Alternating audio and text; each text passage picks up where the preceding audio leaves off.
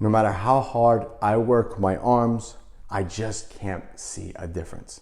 Or no matter how hard I work on my legs, I just don't notice a difference. How do you bring up and change the way a stubborn body part looks? We all have those areas who just don't seem to respond normally. Now, before I go on with this, I will tell you there is no such thing as spot reduction, meaning if you hate the way your abs look, you can't sit on the ground all day and do crunches. That is not gonna lose extra body fat in that area.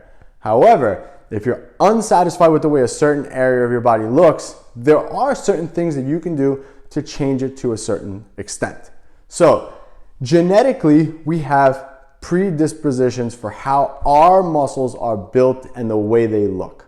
So, for example, I'm trying to think of so for example, one of my biceps has a higher peak, right? Meaning it connects lower at the elbow. So, let's see if I can show you. So here, there's a little bit of a gap here, right?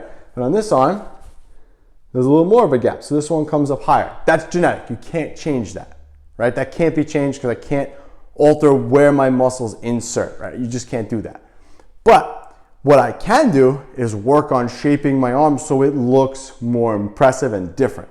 So when it comes to for example, if you're listening to this and you want to change your glutes, you want to change the way your glutes look, there are certain things that you can do to alter the shape and the size of that muscle to make it appear better. So how do you do that? How do you get a stubborn body part to actually respond? And again, we all have these body parts. Every person has different genetic points. Some body parts get developed a lot faster than others, and others are just super stubborn. So what do? Again, like I said, we all have it. For me, it was always genetically has always been my arms. My arms have always been kind of a lagging point behind everything else on my body. And again, it's just the way I'm built. But what I've done to overcome that is the secret that I'm going to give you today. The secret that I'm going to give you today when it comes to changing and ultimately pushing those stubborn body parts to change is, drumroll, more volume. Yes, you need to blitz those body parts with more volume. And when I say volume, I'm talking about sets, reps, weight. Increasing to add those all the time. So for example, if biceps, so just go with biceps now, if biceps is a struggling point for you and you're normally doing 4 sets of biceps a week, try doing 5 and 6, 7 or 8. Try bumping that volume up and seeing how your body responds. Because more volume to that area, it just means that you're gonna get more stimulus for that muscle. The other way to do it is also to find movements that you feel the best in those areas. So I've used this example so many times and I keep using biceps because it's just top of mind for me because it's something that I've done.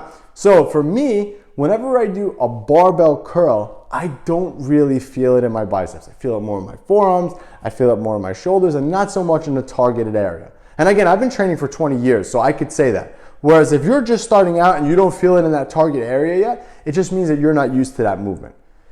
So for me, when I do a barbell curl, I don't really get a lot out of it for bicep development. So I have to use other movements to stimulate that. So for me, I get more out of dumbbell. So if I swapped out a barbell curl for dumbbell curls, I get more out of that. It just works better for me. So now you have to kind of find those movements that fit your body best. Again, a good example with ladies with glutes. When they squat, I've seen some women who squat and they keep the bar kind of higher up on their neck and they do a kind of a higher bar squat. And when you do a higher bar squat, you actually get a little less glute development out of that because you can't really load up the glutes that much, and it's more like the front of your leg and your quads that are working when you do that. But if we switch it to a low bar squat where the bar is a little bit lower on their back and they're actually sitting back more into the squat, they get more glute development out of that. And again, if you couple that good movement that they feel with more volume, that area is going to improve. So you have to kind of look at it from your point of view and what you feel. When you go into the gym and you start exercising, you need to start focusing on the area that you're trying to develop. Again, your goal is not to be a bodybuilder. Like, I don't want to be a bodybuilder. I want to just improve the way I look. But Arnold said it best. Everyone is a bodybuilder because the people who want to change their body are altering their body, so they're bodybuilders. So like it or not, You're a bodybuilder and you have to think like one. And the way a bodybuilder goes into a workout, they try to feel everything in that target muscle. And when you do that, you're putting a better mind-muscle connection when you're doing that. And you're gonna get more out of that, more stimulus out of that. And the extra stimulus, coupled with more volume, coupled with the exercises that work best for you, are gonna improve that area the fastest. So, like I said, you have to make sure that you add those things, and also something called the priority principle, which basically means if my arms, or in your case, I'll say your case, I don't know who's listening to this, but in your case, if your glutes are a problem, then you need to prioritize them, meaning you need to be doing them sooner in your workout. You need to be doing them earlier when you're fresher, when you can focus more.